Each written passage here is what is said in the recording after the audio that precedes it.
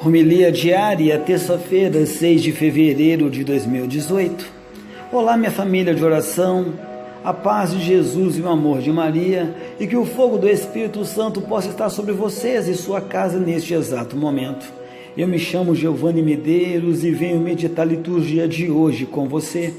Queria iniciar te desejando a paz de Cristo, e louvado seja o nosso Senhor Jesus Cristo pela vida de cada irmão, pela vida de cada irmã que está ouvindo esse áudio hoje, e que o Espírito Santo possa fazer morada aí no seu coração, e que o Espírito Santo possa atuar na sua vida, trazendo em você uma efusão do Espírito Santo, que você possa receber uma chuva de bênçãos, uma chuva de graças, para que nada mais incomode a sua mente, incomode o seu pensamento. E que o Espírito Santo possa guiar este momento e guiar o teu coração para aquilo que Ele tem para falar contigo no dia de hoje. Vamos agora uma oraçãozinha? Vamos pedir bênção para os enfermos. Nós vos louvamos, Senhor, e vos bendizemos, porque abristes para nós, com vossa ressurreição, um caminho de esperança, através de tudo o que nos oprime. Iluminada pelo clarão da vossa ressurreição, a noite não é mais noite, e a treva é tão clara quanto o dia. E agora nós vos pedimos, abençoai este nosso irmão enfermo, para que não desanime pelo mal que sofre, mas possa estar sempre de coração aberto para a vossa esperança e o vosso amor. Abençoai nossos irmãos enfermos, para que eles não desanimem, que tenham sempre muita confiança em vós, Senhor Jesus, que sois Deus com o Pai e o Espírito Santo. Amém. A primeira leitura de hoje é do primeiro livro de Reis. Salomão, pelo caráter sagrado que lhe vem da unção, e como rei de um povo teocrático, preside a cerimônia da dedicação do templo. O centro da sua oração, onde brota o louvor e a invocação, é o espanto do homem diante de Deus presente, diante de um Deus que quer habitar no meio dos homens. Será que Deus poderia mesmo habitar sobre a terra? Estas palavras revelam-nos a eterna tensão entre a transcendência e a imanência. Como é possível habitar num templo aquele que nem os céus podem conter? Para Salomão, mais importante que o ouro que reveste o altar e as portas do templo, mais importante que as colunas de bronze e as alfaias sagradas, é a presença de Deus no templo por ele edificado. É a aliança com que Deus quis ligar-se a seu povo. O templo é memória estável e também silenciosa da aliança. Não é uma morada para encerrar a Deus. Nenhuma morada construída pelos homens o poder conter. E ele está presente onde quer que se viva a aliança. Já no Evangelho de Marcos de hoje, o texto que hoje escutamos parece nos dar a perceber que Marcos escreve para uma comunidade judeu-cristã que procurava ultrapassar certos dados da sua origem. Provavelmente trata-se de judeus cristãos de cultura helenística, isto é, de judeus da dispersão, cujas formas e costumes tinham sido influenciados pela cultura grega. Marcos procura mostrar-lhes que a nova relação entre o discípulo e Jesus de Nazaré também implica uma nova relação entre eles e as regras estabelecidas pelos homens para o encontro com Deus, nomeadamente no que se refere à pureza ritual. Por que é que os seus discípulos não obedecem à tradição dos antigos e tomam alimento com as mãos impuras? Está no versículo 5. Mais do que as suas palavras, é na sua pessoa que encontramos a resposta à questão que lhe é posta. Ao revelar-se como Filho de Deus, o mediador entre Deus e os homens, Jesus relativiza as regras e preceitos humanos, não os anula, mas mostra que são válidos se estiverem realmente relacionados com Ele. Ele é a norma, Ele é a encarnação do mandamento de Deus. Ele é a palavra viva. Meditação. Salomão está consciente da imensa distância que existe entre Deus e o homem. Por isso, ele assume uma atitude de grande humildade e de sentido religioso diante de Deus. Não há realmente proporção entre Deus e o homem, por isso, haveremos de fazer tudo para glorificar a Deus e não a nós mesmos. Por muito que tenhamos feito por Deus, sempre haveremos de recorrer à sua misericórdia e contar com a sua bondade, e não com os nossos méritos. A nossa oração, o que mais nos pode espantar na vida é dar-nos conta de que Deus, o totalmente outro, o inacessível, está conosco. Entrou na nossa história e que por isso decorre no quadro da aliança, se desenrola na nossa casa. O que dá sentido é a dignidade, é a minha vida. Não são as minhas obras mais ou menos espetaculares, mas a aliança, isto é, a ligação que Deus quis estabelecer conosco e realizou definitivamente em Jesus Cristo, quando ainda éramos pecadores, conforme Romanos capítulo 5, versículo 8.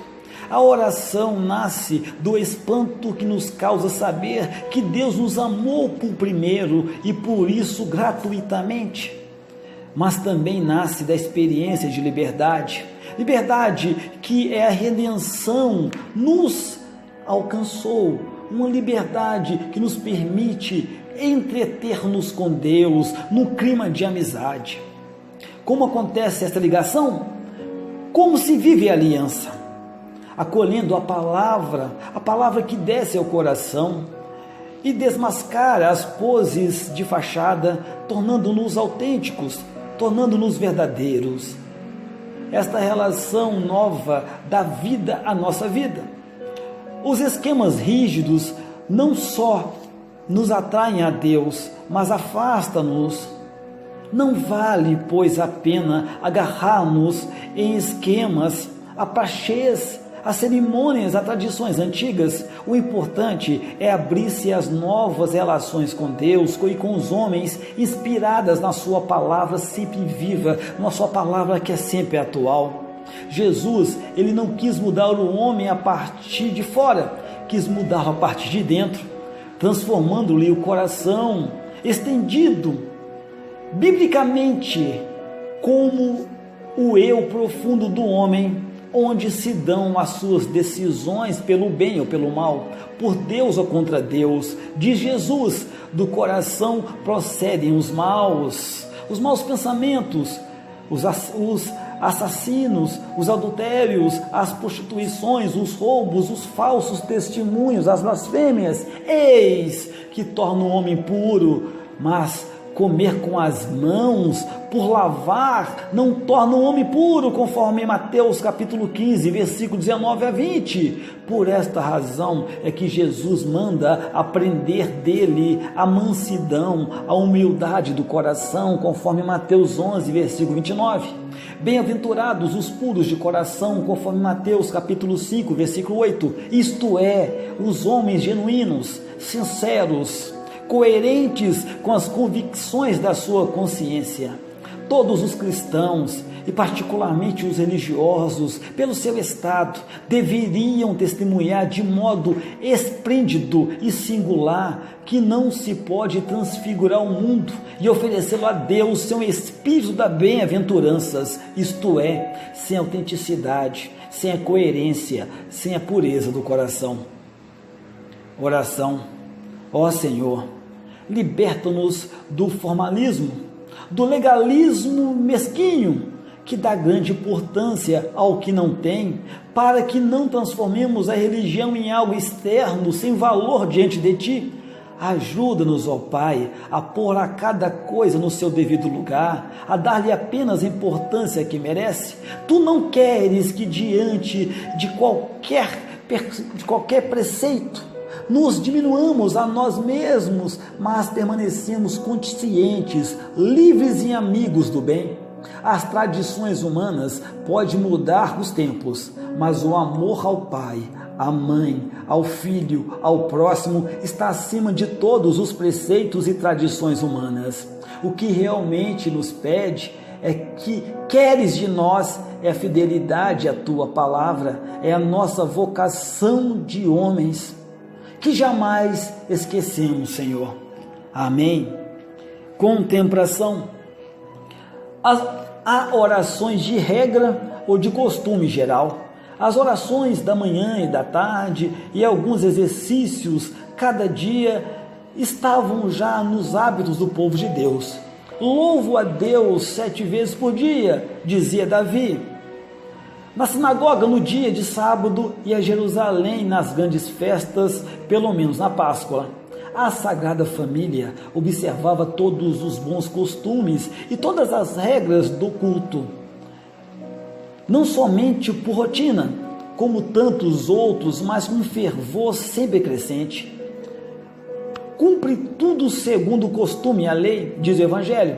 Vão todos os anos a Jerusalém. Está em Lucas capítulo 2, versículo 27. Nós vemos nosso Senhor revelar o costume da Sagrada Família rezando antes e depois da refeição, indo à sinagoga, prolongando a sua oração durante a noite. No templo, que recolhimento! Maria e José não olham para a multidão, prostam-se, adoram, rezam, saem sem notar mesmo que Jesus ficou. Só pensam em Deus, não escuta senão Deus. Oh, que contraste com o meu naturalismo! Rezar exatamente, fielmente e rezar bem, tal deve ser a minha resolução. Vamos hoje, em ação de graças, repetir frequentemente e vamos viver a palavra que está em Mateus capítulo 5, versículo 8, que diz: bem-aventurados os puros de coração, repito, bem-aventurados os puros de coração. Salve e paz, e que Deus te abençoe. E meu amado, minha amada, nunca, jamais se esqueça, Deus ama muito, muito, muitíssimo você.